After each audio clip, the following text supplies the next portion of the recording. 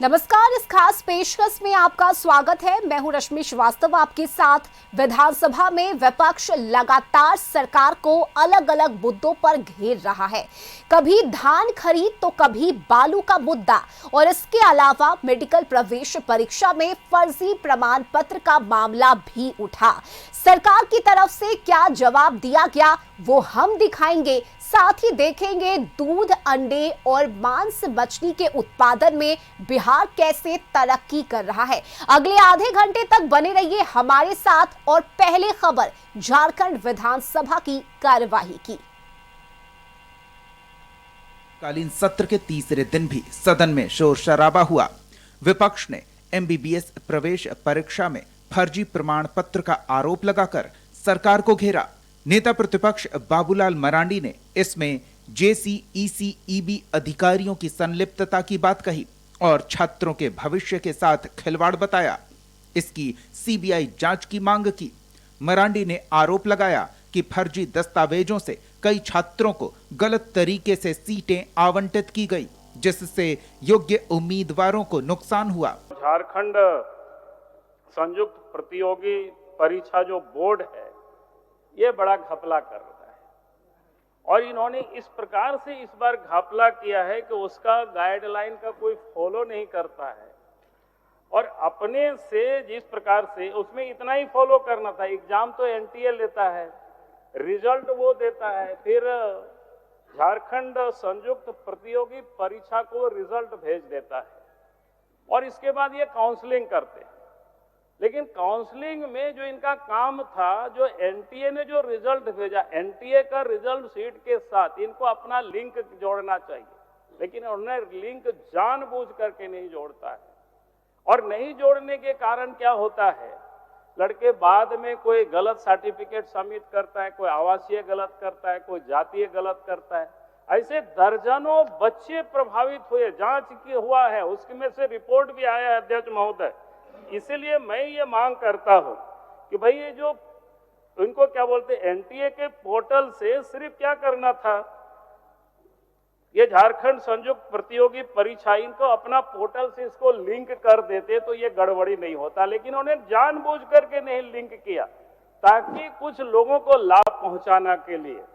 और इसीलिए मैं मांग करता हूं सरकार से, जो शीर्ष अधिकारी है झारखंड संयुक्त प्रतियोगी परीक्षा बोर्ड के, उन लोगों को तत्काल वहां से हटावे और संपूर्ण काउंसलिंग को रद्द करके फिर से काउंसलिंग करावे, उसको लिंक से जोड़ करके, और पूरे मामले की जांच सीबीआई से करावे। ये सरकार, यहाँ संसदीय कार्य मंत्री उपस्थित हैं, मुख्यमंत्री उपस्थित हैं, ये गंभीर सवाल है अध्यक्ष महोदय, क्योंकि इतनी संख्या में बच्चे, गरीब के बच्चे, वो भी रिजर्व कैटेगरी के बच्चों के साथ ये छल हो रहा है। ये हमारा डिमांड है, सरकार के संज्ञान में ला रहे हैं। और फिर अगर आप इस पर कार्रवाई नहीं करेंगे तो फिर हम लोग यही करेंगे, हंगामा करेंगे। क्या करेंगे, हम लोगों के पास और कोई रास्ता नहीं।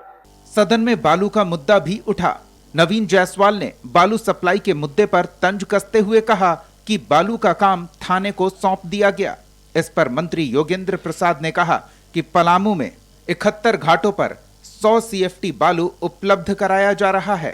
तो शशि भूषण मेहता ने मंत्री पर गुमराह करने का आरोप लगाया। झारखंड में किस जिले में, किस शहर में, किस गांव में 100 रुपया सीएफटी बालू मुहैया होता है? आप सभी यहाँ माननीय सदस्य बैठे हैं, सरासर ये गलत है, नंबर 1। नंबर 2, जो 2025 का बालू का नीलामी का पॉलिसी है, वो ऐसा पॉलिसी पैकेज बना के है अध्यक्ष महोदय कि झारखंड का कोई भी आदमी वो बालू घाट का नीलामी में पार्टिसिपेट नहीं कर सकता है। फिर दिल्ली और मुंबई के लोग आएंगे।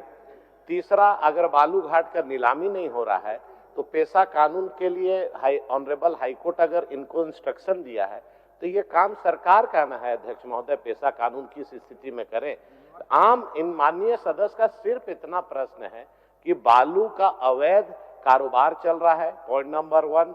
दूसरा, बालू आम जनता को, गरीब को, अबुआ आवास हो, प्रधानमंत्री आवास हो, अपना घर मकान बनाना, किसी को अध्यक्ष महोदय 100 रुपया सीएफटी, मतलब ट्रैक्टर 200 रुपया में 200 सीएफटी होता है। तो आज इतने बड़े सदन में इस तरह का गुमराह करने वाली बात अगर माननीय मंत्री करेंगे तो कोई भी सदस्य को पीड़ा होगी। और ये पूरा झारखंड देख रहा है कि 100 रुपया CFT में कहां मिल रहा है। इस तरह का जो बयान देना सरासर गलत है अध्यक्ष महोदय। दूसरा जो इन्होंने कहा कि राज्य में बालू नहीं मिल रहा है, तो मैं तो बार बार कह रहा हूं महोदय, सदन में कह रहा हूं कि 374 बालू घाट 100 रुपये पर CFT में हमारी सरकार ग्राम सभा के माध्यम से गांव में मुहैया रही। तीसरा जो इन्होंने कहा महोदय, तीसरी बात जो इन्होंने कहा है, पहले एक मिनट जवाब तो सुन लीजिए महोदय, जवाब सुन लीजिए, जवाब के बाद आप आइए ना, जवाब के बाद ईमानदारी पूर्वक पहले आप बैठिए। मान्य सदस्य खैर से सुनिए ना पहले। शशिभूषण जी, दूसरी बात जो मैं कह रहा हूं महोदय, दूसरी बात जो तीसरी बात जो इन्होंने कहा कि भाई बालू घाटों की नीलामी नहीं हो रही है, तो फिर कहेंगे महोदय ज्ञात कराना चाहेंगे। ऑनरेबल हाईकोर्ट ने उसको पेशा कानून जब तक हम लागू नहीं करेंगे तब तक बालू घाटों की नीलामी नहीं हो पाएगी। तो बालू घाटों की नीलामी प्रक्रियाधीन है महोदय। जो ही ऑनरेबल हाईकोर्ट का इस तरह से कोई आदेश आएगा, हम लोग बालू घाट को पुनः नीलाम करेंगे महोदय। सदन में द्वितीय अनुपूरक बजट पर विस्तृत बहस हुई। वित्त मंत्री राधा कृष्ण किशोर ने बताया कि किस विभाग को कितने रुपए आवंटित किए गए हैं। विपक्ष ने कई मुद्दों पर सरकार को घेरा। छात्रों और किसानों की अनदेखी का आरोप लगाते हुए विपक्ष ने कहा कि चाहे भ्रष्टाचार का मुद्दा हो, छात्रवृत्ति हो, किसान हो या धान खरीद का मुद्दा, सरकार चर्चा कराने से भाग रही है। वहीं मंत्री शिल्पी नेहा तिर्की ने विपक्ष के हंगामे को बेमतलब बताया और आरोप लगाया कि केंद्र सरकार धान खरीद में सहयोग नहीं कर रही है। इस साल का धान अधिप्राप्ति 15 दिसंबर से शुरू होने को है।